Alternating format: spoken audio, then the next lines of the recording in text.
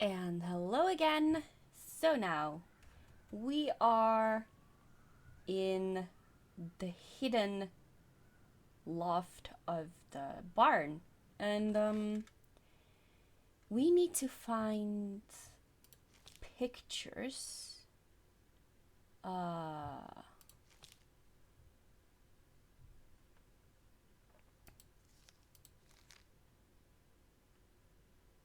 But I'm a little confused. What exactly? What pictures we need? Uh,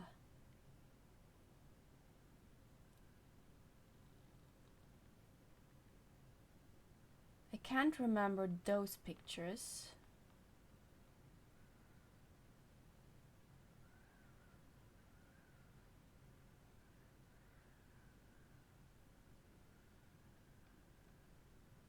Okay, a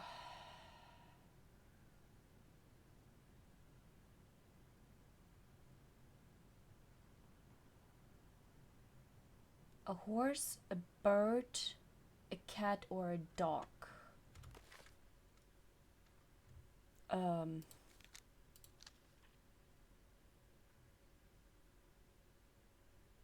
there was a bear, but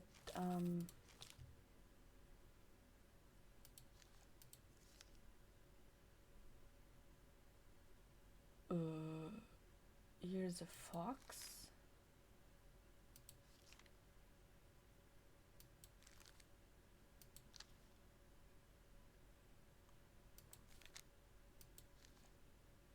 I try to figure out the pictures.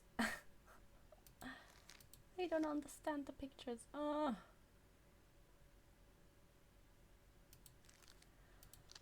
Um,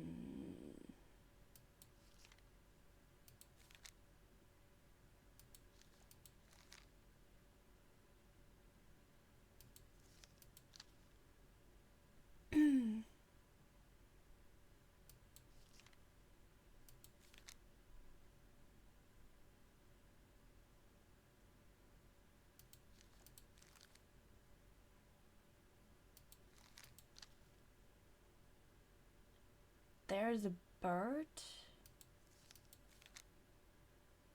Uh, an eye. Wait a second. There's an eye. Okay, I think that this is giving me a hint and where I should search for it.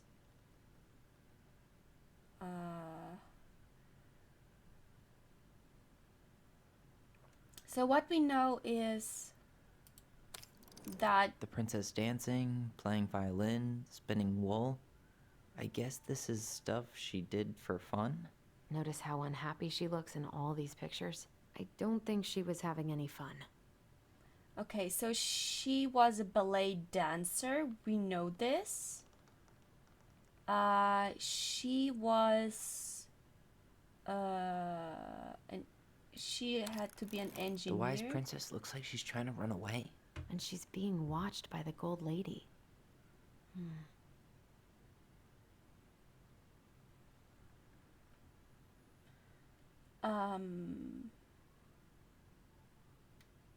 Painter, blacksmith, or a knight. Okay, I don't know this one. And I have no clue what exactly is that. I guess I have to go back. Oh, she had a bird. Is the gold lady setting the animals free? Judging from the broomstick, I'd say she's getting rid of them, not setting them free.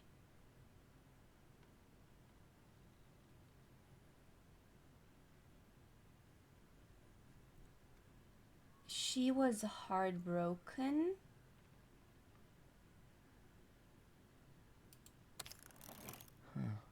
What's the gold lady doing? Whispering something into someone's ear behind the princess's back?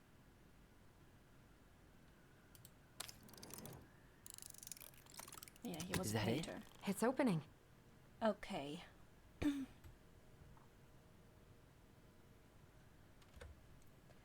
All right, let's examine What's in there this time? Okay.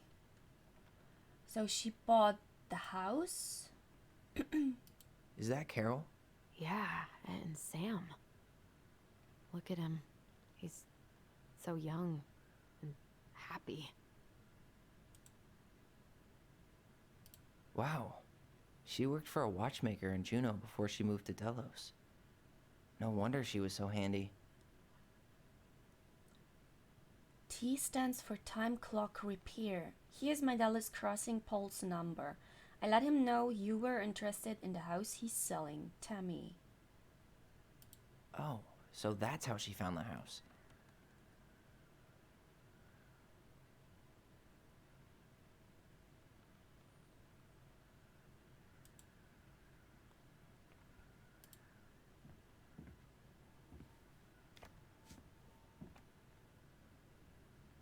Kodiak Island?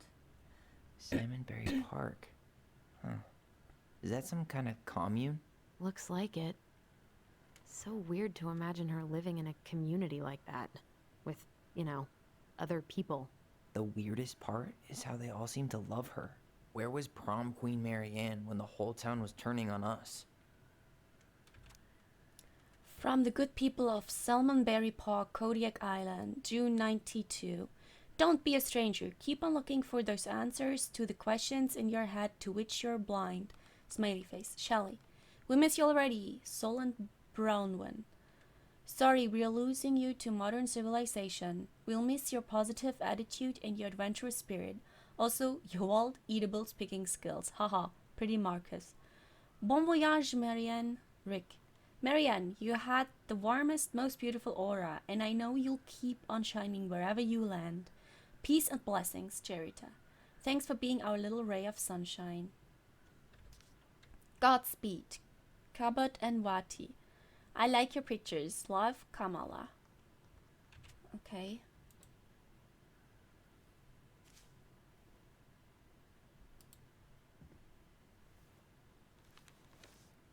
Her father. 96. Marianne, I hope this letter finds you, but since you didn't leave any contact information, I will have to send it to your aunt and hope for the best. I am writing to inform you that your mother passed away last week. We just had her funeral reception. The house has been filled with people all day, friends, family, colleagues, and church members. It's now 11 p.m., and I'm sitting alone at the kitchen table, surrounded by dozens of trays of food, flowers, and sympathy cards. Your cousin Adie brought in a beautiful photo album full of our holiday pictures in La Conner. You're there in all of them, but you weren't here today.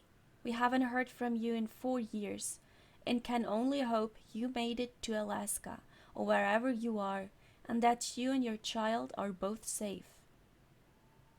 Yeah, that's what I think. Or wherever you are, and that you and your child are both safe. This is what I don't understand on the pictures. She's mostly alone, with one child. Marianne holds their one child. Why? This makes no sense. Your mother had been sick and depressed for years, and you can imagine why. The pain of being shunned by her own daughter, knowing she would never get to see her grandchild grow up. It spread through her body like cancer and consumed her completely. All the suffering simply because you ran away like a temperamental little girl instead of accepting her help when you got pregnant out of wedlock. After dropping out of college and without a penny to your name. She only stepped up to help because she knew you weren't ready to raise a child properly, Marianne. A mother's duty doesn't end when her children leave home. Now that you're a mother yourself, I hope you will begin to understand that good parenting isn't about coddling children. It's about providing for them and shaping them into the people they're supposed to become, whether they like it or not. I won't trouble you again. You've made your intentions clear. I just thought you should know. Dad. What the hell? Mary Ann was pregnant in 1992, before she even got here. Before us? Do we have a long-lost sibling out there somewhere? It's possible, but she could have given it up or miscarried. Who knows? Yeah, you're right.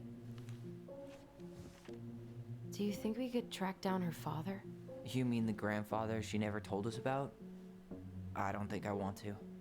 You're not at all excited about having more family. You saw the letter. I don't think we want any part of that. Fine. Let's keep digging.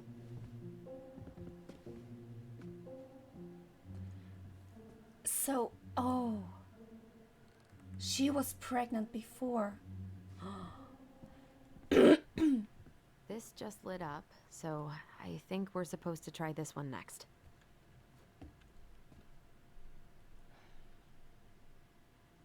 What's this? Some sort of map? One day, she took her tiara and ran away to the forest. Okay, this is the first picture. And I think that... Okay, so she was in... That's the Gold Lady's castle. She was in the castle. And then she ran away.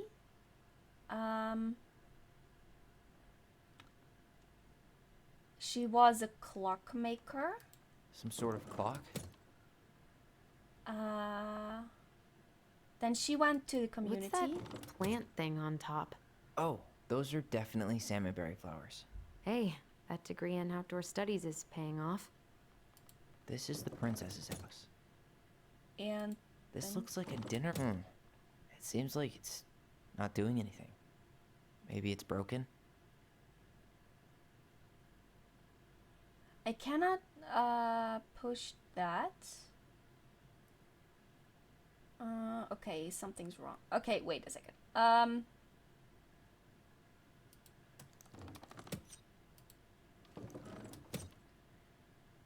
This looks like a dinner party with the old bear and the very old beaver. Yeah, that was that. This is the princess's. Damn it. Why is nothing happening?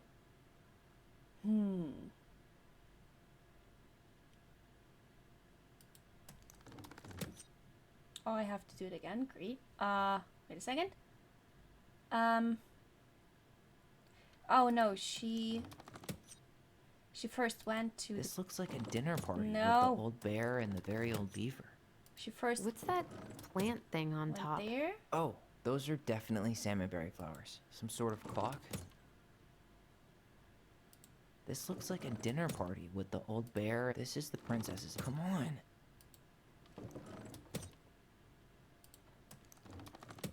I tried to figure out what we learned. This is the princess's house. This looks like a dinner party with the old No. bear and the very old beaver. Yes. No, we have it. What's in there? Another letter? The princess's loss. Is this from the Book of Goblins? Not that I know of. Well, sure looks like it could be. Okay. The princess's loss. Once upon a time, in an ancient and deep forest, there lived a wise princess in a big wooden house. She had made it through the woods and to that house with nothing left but the clothes on her back and a single item from her old life, a splendid tiara. She lost almost everything in her desperate flight from the Mad Hunter. The trees tore the rucksack from her back and shredded her dress and left a pattern of red welts on her skin. But through it all, she clutched the tiara close to her chest, fearing any misstep could cause it to fall from her arms and break. I think that the tiara is a sign of her child that she had. The tiara had its own spot in the big wooden house, a pillow near the window where sun would catch on its surface to shine and wink. The princess could stare for hours at the tiara, marveling in its beauty and running her thumb down its curves. Oh, she loved this child so much. Every morning she would wake and she would tend to it, polishing its every surface to be sure it shone as brightly as it possibly could. Then she would pluck it up, place it upon her head, and walk the woods, feeling somehow more complete. Because what, after all, was a princess without a crown? Every night she would place it upon its pillow, give it a quick kiss, and go to bed. On her way she would pause and glance back to be sure it was still there. She hated to be separated from it, but she knew it was safest on the pillow while she slept. I think that she got pregnant and the abortion was not about the twins. The abortion was about the first child. One night the princess woke to a raging storm. The wind howled against the walls, rattling the windows in their panes. Fearing a gust might burst open a window and blow the tiara to the ground, she plucked it from its pillow and brought it to bed with her. All through the night she held the tiara close, and in the morning she woke to find herself still cradling it. The storm had passed, and the princess relaxed. That day was the same as any other, though she perhaps gave the tiara an even more thorough cleaning, grateful as she was that nothing had gone wrong. That night she placed the tiara upon its pillow, gave it a quick kiss, and went to bed, pausing on her way to be sure it was still there. In the morning she woke and sensed immediately that something was wrong. In the living room, the tiara lay upon the ground, broken, dull, and faded. Nothing else in the room had changed. The pillow was exactly where she had left it. The window was closed. There had been no storm, no wind, no sign that anything at all could have gone amiss. Only the broken tiara, mute upon the ground. She picked it up and held it in her arms with a guttural cry. But though she tried to fix and to polish it, it was gone, beyond repair, and with no shine left. The princess held the tiara through the day and through the next night, sitting in the same spot at the window where she used to polish it. When the sun rose, she looked outside, and her gaze fixed on a sapling. She remembered how this sapling had survived the winter, clinging to life despite the frozen, unforgiving earth. Without a word, she went out and buried the tiara in the ground beneath the sapling. And as the final scoop of dirt fell, the tiara felt truly gone, and with it, the final link to her old self. She could only go forward. No. Damn, I'm sorry.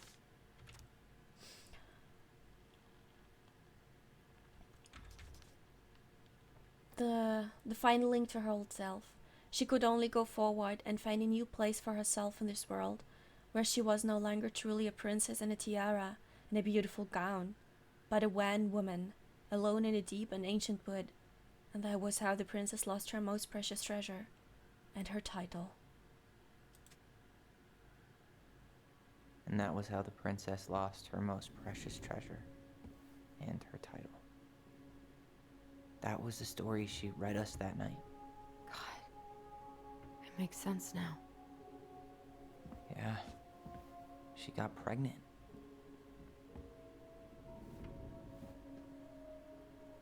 And she ran away to start a new life.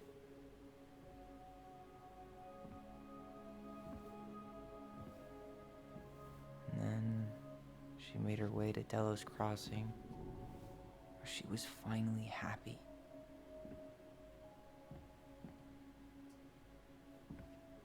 But then the baby died.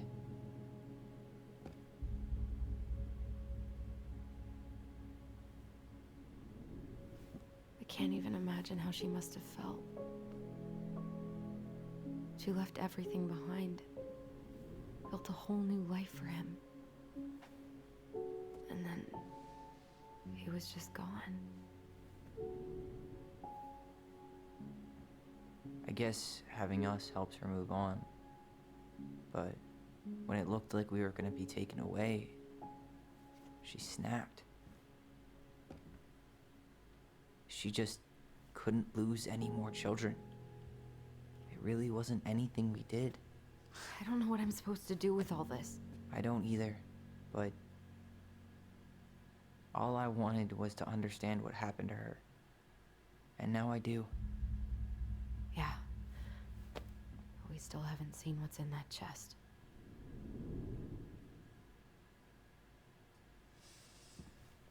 Oh my gosh. I'm sorry. Okay, so how do we open it? I nearly cried.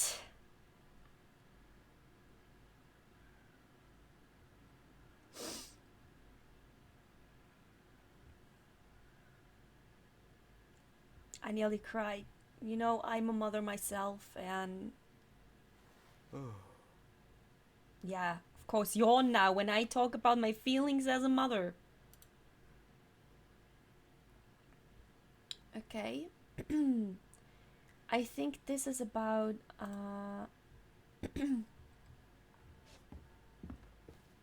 think it's a The princess lost her most precious treasure. That's why it all happened. I still can't wrap my head around it. she tried to tell her story to her children, but she didn't know how. She didn't know how to make them understand. And I think, you know, this is also crazy. If you think about it, she made such an effort to like tell her story. Why not just telling them? And I thought about it. And I think the reason is that, like the door, she gave her children the opportunity to find her secrets, to find her story, because she was not able to make them understand. She was not able to talk about it. So she made riddles, and her children had to make those riddles. So she was sure, because when is the age of your child that is understanding all of these things? You don't know. You don't know exactly when is my child ready to understand my story. So I think she wanted her children to make those riddles to be sure that they are ready when they are understanding the riddles, and they are understanding what was going on in her life and in herself. Okay. I think that is. I don't know what exactly that is. But I think it has to do with the chapters. House. Yeah. Wait a second. The first one of the chapters is the leaf. The first one is the leaf. Back in your pond, Big Frog.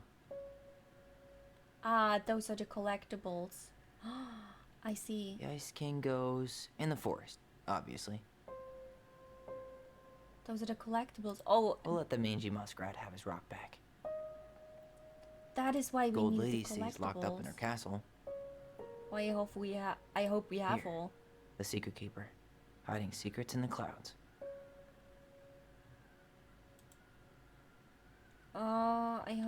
I hope we have everything. Do we need it? Yeah, go Oasis. Crafty goblins go here.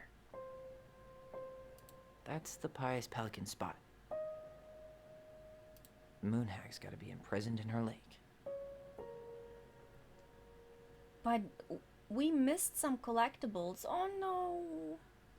Aw. That's bad. Okay, The princess lost her most precious treasure. That's why it all happened. I still can't wrap my head around it. Alright, should be easy enough. should be easy enough. Yeah, yeah. M stands for, let's see. Ah, okay, I know now. Okay, wait a sec. O L E. Leo? What's the name of her first child? Leo? Alright, should be easy enough.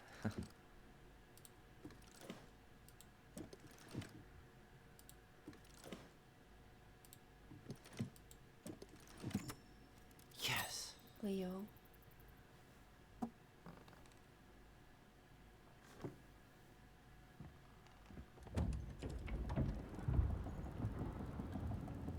Oh my gosh, this woman.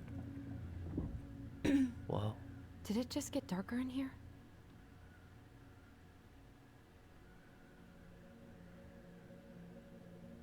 The blanket. A baby blanket? Ollie. She noticed. I was her son. Dear Allison and Ollie, we unite stories to understood. To undertook?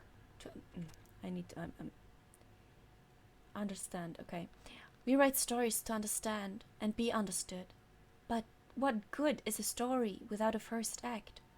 I'm sorry I kept mine from you for so long. All my love, goblins. She was never resentful of the fact that, yeah, she had a son. Why does she have a photo of that tree locked in here? Because there's your baby. There's Leo.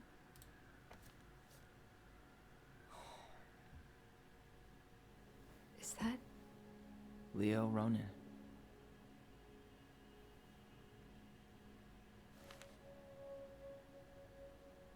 Why didn't she tell us about him?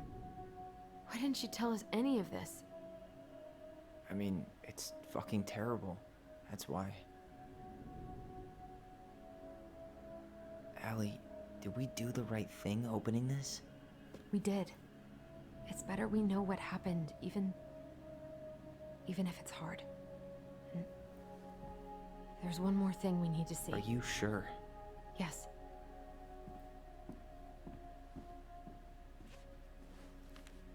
Come on, let's go to the dock. It's time to finish this.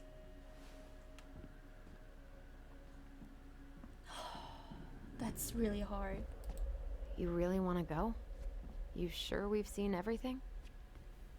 We can keep looking. I guess we could stay a little longer if you think there's more to find.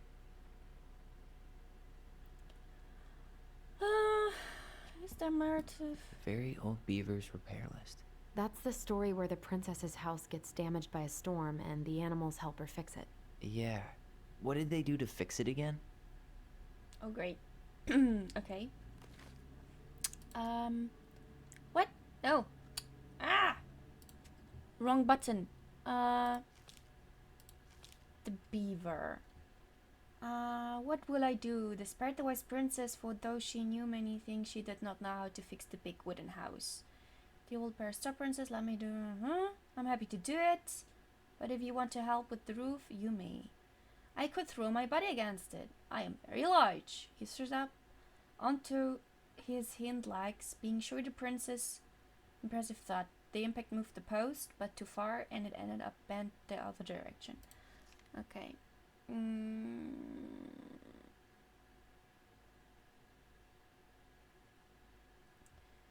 The very old beaver examined the big wooden house and nodded. It will be an easy fix, she said, and she set about righting the post with loud slaps of her tail. When she was done, the wise princess stroked the beaver's head. Thank you, beaver, she said. The wind blew the shingles off the roof and the planks of the walls, and even bent this post. Now, thanks to you, I still have a home. I have the feeling like the beaver was Laura? Or maybe Carol. Old beaver is maybe Carol. Because this is why the beaver in the later story is not there anymore. To work on her own, then once again. Okay. She fixed the roof shingles.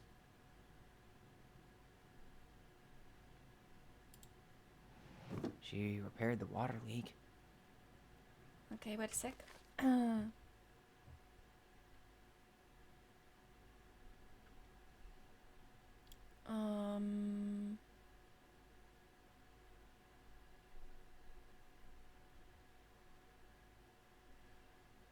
Would you help me fix it? I could do that. It will be an easy fix. Said about writing the post with loud slaps of her tail. Okay, the post was the first thing. Actually, I'm not sure. I don't know, what is the post? This is the post, right? Wait. She slapped the post with her tail to write it. Yeah. That was the... When she was done, the wise princess stroked the beaver's head. That winter the old grew ill, very ill. She brought stews of corn. She said about... Noticed that the beaver's den had begun to fall apart. She set about fixing it, and though she was not as talented as the very old beaver, the fix kept the creature warm and dry. The den? Thank you. Of course. You helped me when the storm blew my house near to the ground.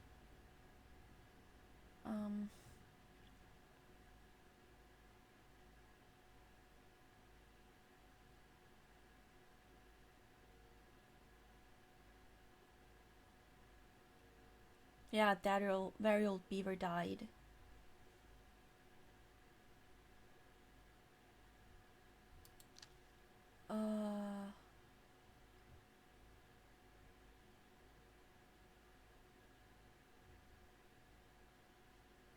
Okay, first. In the morning, the house was still standing, but it was badly damaged. The storm had blown shingles off the roof and planks off the walls, and even bent a post upon which the house stood. Okay, wait a sec.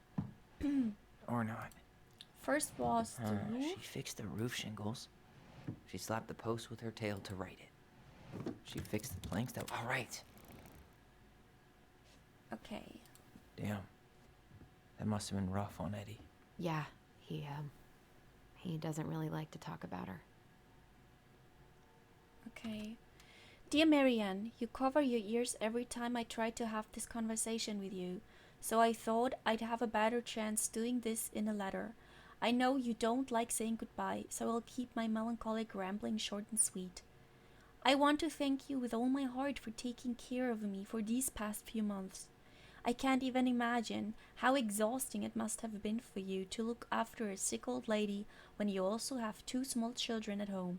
I know you want me to keep fighting this disease and hoping for a recovery, but it's always been a great strength of mine to know when it's time to let go, and that time has come.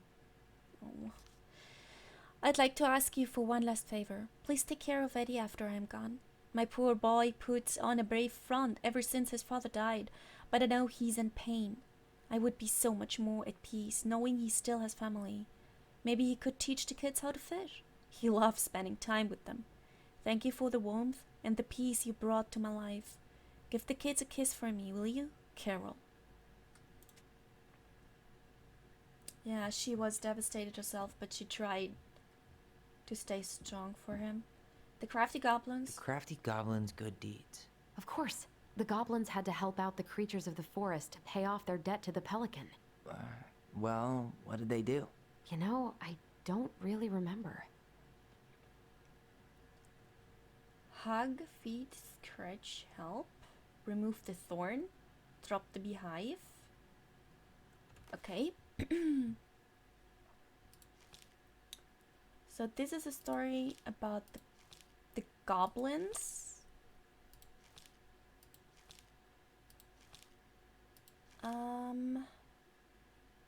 The pelican helps her friends.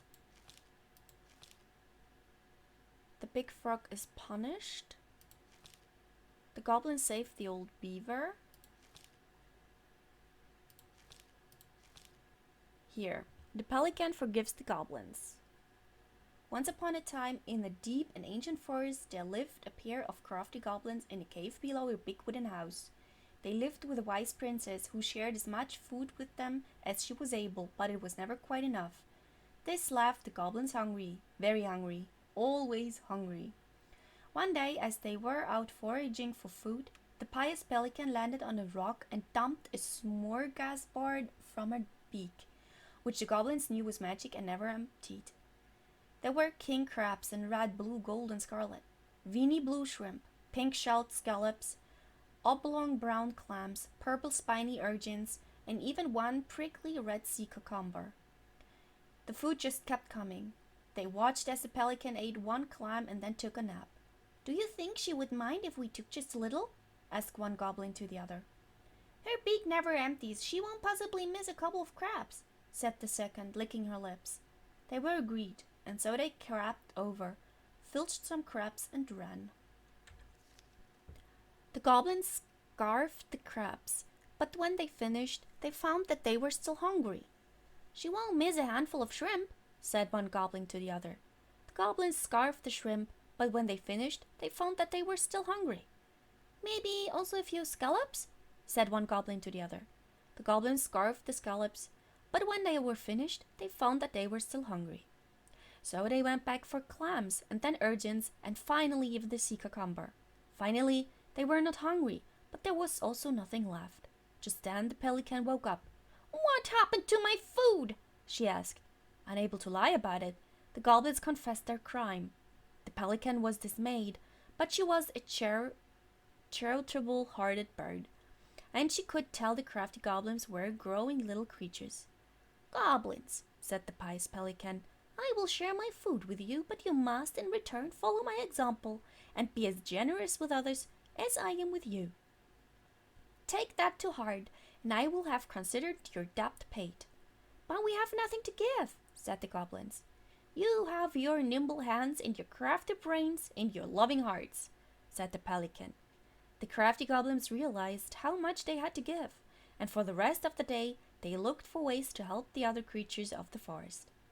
They found the stalwart moose struggling with an itchy, hard-to-reach spot on his back, and so they climbed up and gave it a good scratching. Next, they helped the old bear, who could not get the honey out of a narrow beehive. They climbed up to the top of a tree with the hive, and then dropped it, cracking it open. Finally, they found the princess crying over a loss she would not speak about. So they wrapped their little arms around her in a great big hug and stayed until she felt better. When they were done, they returned to the pious pelican. She was crying about her baby. She was crying about Leo, and their children realized that she's sad. Oh my gosh. "Did it feel good being as generous as I am?" asked the pelican. "It did," said the goblins. "I'm glad," said the pelican. "We all have problems that we can't solve on our own. But if everyone goes about with generosity in their hearts, then there is always someone on hand to help. But we all must commit to do so, or there may be no one there to help you when you need it." This made sense to the goblins, and they thanked the pious pelican for the food and the lesson. Of course, by this time, they were hungry again, and that remained an ongoing problem until the day the stalwart moose taught them to fish, but that is another story. And that is how the pious pelican forgave the crafty goblins, and how she taught them charity. Okay, so the first is the moose, the bear, and the princess. Okay, the moose, They gave the stalwart moose a good scratch on the back. the bear, They broke open the beehive for the bear. They hugged the princess when she was crying. Nailed it. Our lives would have been so different if their friendship hadn't gone to shit. Okay. The Pelican Crossing is a specialty gift boutique located near the Oshie Glacier, catering to Gatineau Channel tourists as well as Dallas Crossing locals. We specialize in an assortment of high-quality products from home accessories, handmade souvenirs to personalized apparel and locally made art. The Pelican Crossing will be the first store to act as a relay between the buzzing arts and craft scene and customers. In addition to a wide array of novelty handcrafted products, the consumer will enjoy friendly and knowledgeable customer service from Wacky store co-owner Tessa Wacky and up-and-coming artist Marianne Ronan. This is why she's a pelican. This business plan is prepared to obtain financing in the amount of $20,000 to purchase inventory and to help cover expenses in the first year of operations. In year 1, the Pelican Crossing plans to break even, and in year 2, we plan to generate a moderate profit. Working on the executive summary part of our business plan. What do you think, Tessa?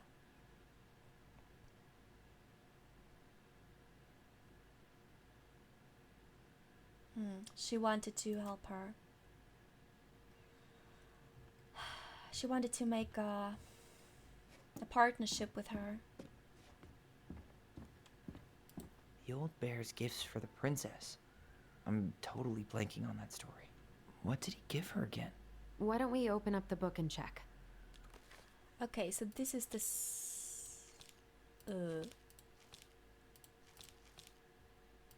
where was it? I can't remember the picture, but not where it was.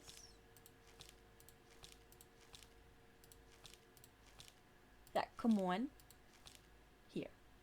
The Bear and the Princess. Once upon a time, in the ancient and deep forest, the old bear stood on the bank of the river, swiping at salmon on their way to the spawning grounds. Just as he'd got his paw on a particularly fat one, he heard a woman shouting for help. He considered simply eating his salmon, but then she screamed again, and he lumbered over to investigate. After a short walk, he found the princess clinging to the top of the tree while a wolf snarled and snapped at the base of the tree. Old Bear would normally not get in the middle of such a situation. After all, as a fellow predator, he understood the wolf's need to hunt. But when he saw the princess, he was struck by her beauty, and he knew he had to help. With a great roar, the bear heaved onto his hind legs, rising to his full height. The wolf snapped and snarled in his direction, but the bear roared again, and the wolf took off into the trees, tail between his legs. The old bear fell back down onto all fours and stared up at the princess. She regarded him fearfully. "You can come down," he said. How do I know you didn't save me just so you could eat me yourself?" asked the princess. "I suppose this is a fair question," admitted the old bear. "But I promise I won't eat you." The princess had no reason to trust the old bear, except that he had kind eyes, and so she slowly made her way down the tree. When she reached the ground, the bear only watched her, and so she supposed she was not going to be eaten today. "Thank you," she told the old bear. "Of course," he said. "Can I walk with you back to your home?" "Of course," said the princess. And so the princess and the old bear walked together through the forest back to the big wooden house. After the day, the princess would occasionally find gifts from the bear: a fresh caught salmon, a handful of ripe berries, a newly bloomed bluebell. One spring, when a sudden thaw flooded the path out of the princess's home, the old bear was there, and she rode his back across the river. The old bear began to think that the princess should be his mate. After all, she had no mate, and she needed one, and he could keep her warm and provide her a much more suitable den, and catch fish for her and protect her from wolves. She, in turn, would brush out his fur and pick berries without smooshing half of them, and scratched at one part of his back he couldn't reach. And with how she took care of the goblins, she would be an excellent mother for his cubs. One day the old bear came with a ring of spruce and asked the princess to be his bride. "I'm sorry," said the princess. "You are a very good friend, and I appreciate all you've done for me, but I cannot marry you. You're a bear, I'm a princess. It would never work." The old bear was crushed. "Can we still be friends?" he asked. "We will always be friends," said the princess, "but I will never marry you." The old bear and the princess carried on the friendship, and after 1 year he tried again to ask her to be his bride, but once again she refused him. This happened 1 year later, and 1 year after that, and then finally the princess said, "Old bear, you are my dear friend, and I appreciate all you have done for me, but I would sooner you have left me to the wolves than marry you, and that is how it will always be. I have my hands full with the 2 goblins who live under my house, and they are all I need." That wounded the old bear deeply, but it was finally enough to stop his proposals. They remained friends, and he continued to give her gifts of fresh salmon and ripe berries and newly bloomed bluebells. But the old bear never again asked the princess to be his bride, much as he might have wanted to. And that is how the princess befriended the old bear, and how she refused him. So he asked her again and again and again, and she always refused him. I think it's because she had the feeling that they were too different. Okay, so he caught her salmon, berries, and bluebell. Salmon? Fresh caught salmon? Berries? Some roses, maybe? No. Maybe not. A newly bloomed bluebell? Yeah, but not now. Maybe not. A handful of ripe berries? A newly bloomed bluebell? Nice. Man, he had it bad. Just couldn't let go. Sorry for the note under the door like a prison inmate. You okay? I stopped by and rang a couple times this week, but you didn't answer. I could see the light in the hayloft, so I figured you were in but didn't want to talk. I hope I didn't ruin everything. I know I probably came on kind of strong, but the thing is, I don't know how to talk to a woman like you. You're strong and kind, and you know so much it's hard for me to know how to keep up. I guess all that went to my head. But I want you to know I got the message and I'm gonna get out of your hair now. And there doesn't need to be any bad feelings. We can pass in the street and say hello or not. It's okay. P.S. I noticed your car was leaking, so I put some sealant in there. You might need to take it to the shop, though. Let me know if you want me to come with you, because sometimes these guys try to rip you off. If not, no big deal. Sam. Gosh, it's so hard. It's really hard. Min have so much emotions.